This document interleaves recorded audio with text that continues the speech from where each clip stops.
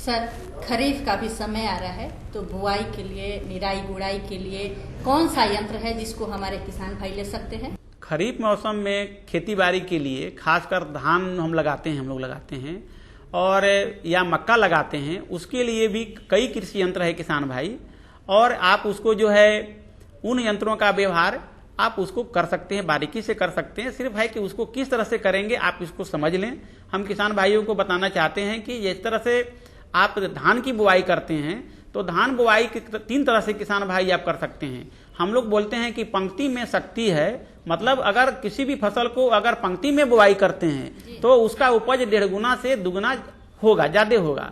उसके लिए हम लोग 8 से 12 दिन के बिचड़ा को कहते हैं कि 25-25 सेंटीमीटर की दूरी पर एक लगाइए।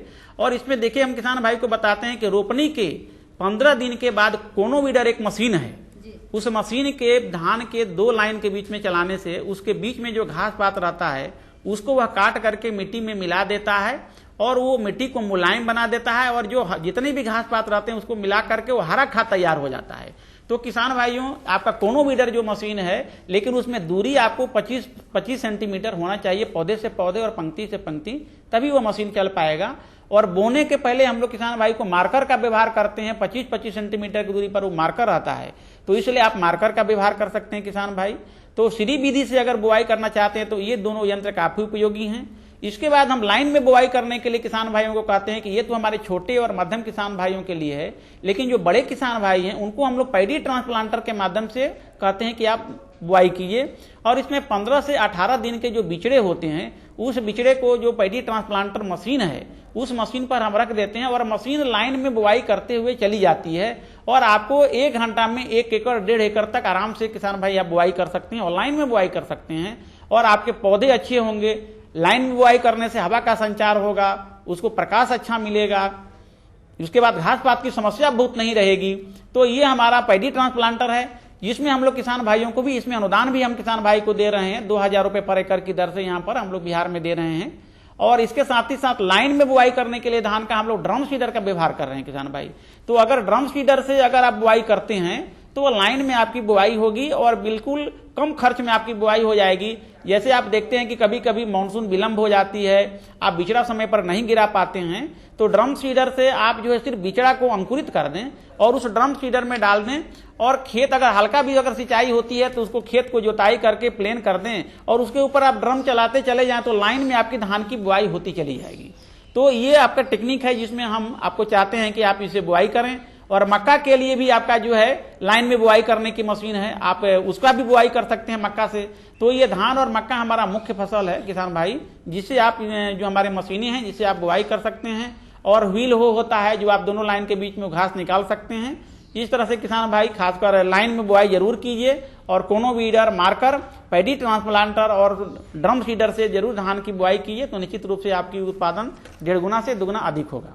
सर, बुआई के बारे में तो आप बड़ी अच्छी जानकारी दिए जी जी, लेकिन अब मक्का भी जो है पक के तैयार है जी, उसको काट के उसका दाना अलग करने के लिए भी कोई मशीन है? जी जी, एकदम भाई मशीन है। उसकी 2 मशीनें हैं, एक तो मैनुअली भी है और दूसरा जो है आपका मशीन के द्वारा मशीन भी जो है आप उसमें 2 तरह से जो है मक्का का दाना निकाल सकते हैं। मैनुअली मशीन में भी जो है आप उसको डाल करके और उसको चलाइएगा हाथ से तो निकल जाएगा, उसमें दाने अलग हो जाते हैं। और एक मेज सेलर है जिसको हम लोग पावर मेज सेलर बोलते हैं, तो उस मशीन में भी किसान भाई अगर आप उसमें दाना डाल दीजिए, माने बाली डाल दीजिए, तो उसको आपको दाना को अलग कर देगा और उसके जो है अलग से जो उसका रहता सीठी रहेगा उसको अलग कर देगा। और उसमें हम लोग अनुदान भी देते हैं और यह मशीन बहुत अच्छा है, या 5 HP से लेकर के 10 HP 15 HP के जितना कैपेसिटी का चाहिए उस हिसाब से उस मशीन से आप दाना छोड़ा सकते हैं। सर, चलते चलते पटना जिला के किसान भाई को कुछ विशेष सुझाव दे दिया जाए। खरीफ मौसम के लिए किसान भाइयों के लिए मेरा विशेष सुझाव होगा कि आप खरीफ मौसम की तैयारी पहले से करें।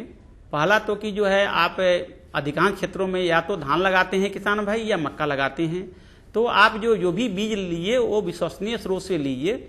और किसान भाई हम बता दें कि आपके हर जो धान हो या मक्का हो उसमें किसान भाई आप अच्छी तरह से तैयारी कीजिए। खासकर धान की जो आप बुआई कीजिए वो आप सीरी विधि से बुआई कीजिए और सीरी विधि से बुआई करने के साथ आप सीरी प्लस भी अब हम लोग कहते हैं किसान भाई को करने के लिए कि सीरी विधि एक टेक्निक है लेकिन श्री विधि के साथ साथ किसान भाई से हम जरूर कहेंगे कि आप जो भी खरीफ मौसम में बुआई कीजिए उसमें आप हरी खाद जरूर तैयार कीजिए। खासकर जो है आपका जो है ढैंचा अगर हम लोग बांट रहे हैं, काफी मात्रा में ढैंचा बांटा जा रहा है, या गर्मा मूंग किसान भाई लगाए होंगे, या आप और भी कुछ लगाए होंगे उस जो दलहन के रूप में, तो उसको हरा खाद तैयार कीजिए। और हरा खाद तैयार करने के बाद तब उसमें हम लोग कहेंगे किसान भाई को कि आप उसमें धान लगाइए। और अगर किसान भाई धान लगाते हैं तो निश्चित रूप से आप 3 विधि से लगाइए। एक तो हम लोग कहते हैं कि पंक्ति में शक्ति, किसान भाई अगर पंक्ति में अगर कुछ लगाते हैं तो निश्चित रूप से आप जो आप परंपरागत तरीके से जहां तहां आप लगा देते हैं उसकी बनिस्बत लाइन में लगाने से आपका 2 से 3 गुना होगा, ज्यादा उपज होगा, जो हम आपको बता चुके हैं। और हम चलते चलते किसान भाई को बताएंगे कि श्री विधि जो है किसान छोटे किसानों के लिए वरदान है। आपको बताएं कि जहां हम 1 कल्ले लगाते हैं, 1 कल्ले से 75 से 80 कल्ले निकलते हैं, और एक बाली में जो है 300 से लेकर के 500 दाने आते हैं। तो इस तरह से हम लोग देखते हैं कि आप श्री विधि से किसान भाई ज्यादा से ज्यादा उपज ले सकते हैं, 120 से 125 क्विंटल तक उपज ले सकते हैं। इसके लिए जरूरत है कि हम लोग वर्मी कंपोस्ट भी दें खेत में, बायो फर्टिलाइजर भी दें। बायो फर्टिलाइजर के रूप में पीएसबी है, फास्फोरस सॉल्युबल बैक्टीरिया एजोस्पेरिलम है, इसका व्यवहार करें। और रासायनिक खादों का व्यवहार कम करें। और रासायनिक खादों का व्यवहार करते हैं किसान भाई तो हम कहेंगे कि आप एनपीके मतलब नाइट्रोजन फास्फोरस पोटास का जो कम्प्लेक्स मिक्सचर आता है जिसमें तीनों तत्व रहते हैं उसको जरूर आप व्यवहार कीजिए। तो इस तरह से आपका जो धान होगा वो बहुत ही अच्छा होगा, और इसमें आपका जो है ग्रीन मैरूनिंग होगा। और हमने कहा कि किसान भाई जब धान लगाते हैं श्री विधि में तो आप कोनो वीडर चलाइए, उसे भी आपका जो है खासकर जो हरी खाद तैयार हो जाएगा, जो 2 लाइन के बीच में जो मिट्टी मुलायम हो जाएगी उसको चलाना मत भूलिए। तो श्री विधि हम किसान भाई को कहेंगे कि जाते जाते कि इसको आप अपनाइए। और इसके अलावा जो किसान भाई नहीं अपना पाते हैं इसको, तो हम कहेंगे कि बड़े किसान भाई के लिए कि आप पैडी ट्रांसप्लांटर से लाइन में बुआई कीजिए। और किसान भाई को अगर विलंब से मानसून होती है तो ड्रम सीडर से बीज को अंकुरित करके आप बुआई कर सकते हैं। तो इसकी तैयारी, मशीनों की तैयारी आपको पहले से कर लेना होगा कि ये मशीन कहाँ मिलेगी, क्योंकि मशीन रख लेंगे तो निश्चित रूप से आप समय पर बुआई करेंगे, और इसका अगर समय पर बुआई करेंगे तो निश्चित रूप से आपकी उपज अच्छी होगी।